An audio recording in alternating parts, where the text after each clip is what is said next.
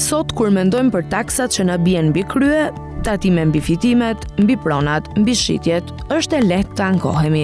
Por nuk është asgjë që t'i krahasosh me fiksimet që sundimtarët dhe qeveritë e kaluara kanë pasur për të vjelur çdo burim të mundshëm.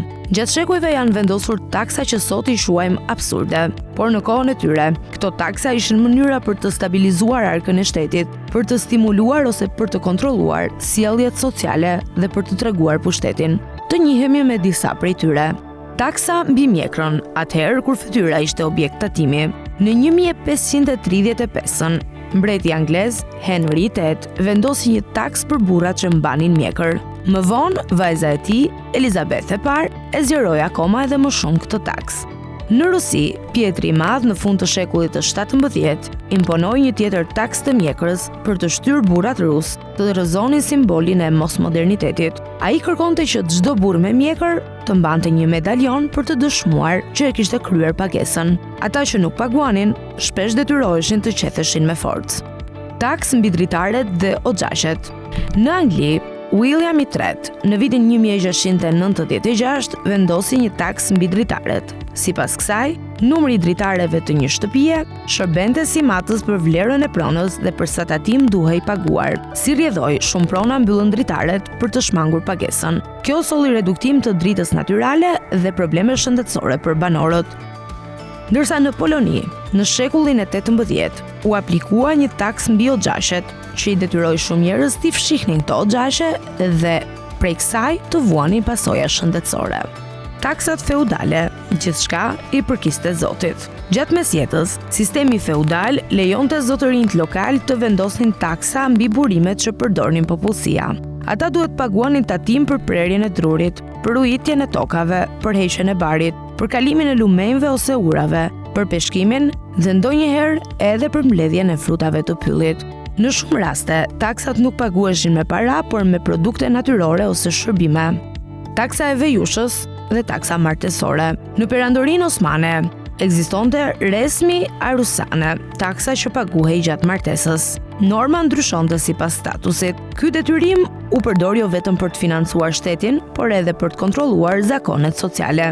Në Spanjë, në kohë të luftrave, u vendos një taks për vejushat që donin të martoheshin përsëri brenda një viti. Në shumë raste, nëse zbulohej që burri i parë ishte ende gjallë, pasojat do të qëndronin mbi ato vetë dhe do të aplikoheshin taksa. Taksat e luksit. Në shekullin e 18 dhe 19, shumë vende vendosën taksa mbi artikuj të luksit si paruket, sapuni, orët dhe çmimet e zbukurimeve.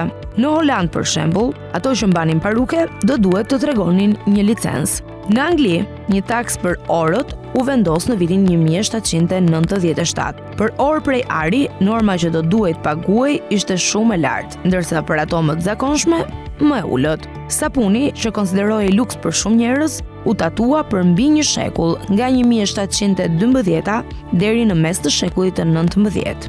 Milones.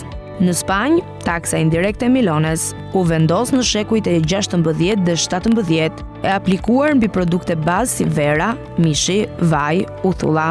Me kalimin e kohës, kjo taks u zgjerua edhe më shumë, duke përfshirë kripën, letrën, ankorimin e anijeve dhe produkte të tjera koloniale.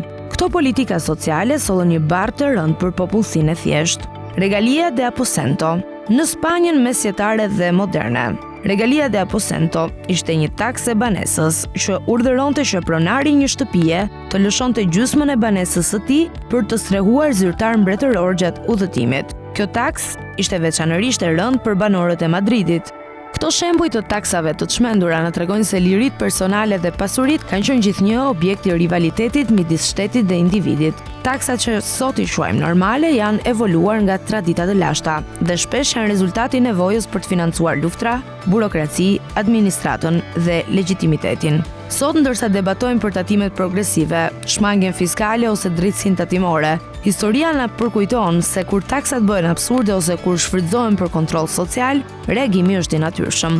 Një shtet i drejtë është ai që taton me transparencë, që nuk mbi ngarkon shtresat e dobta dhe që përdor taksat për mirëqenie dhe jo për privilegj.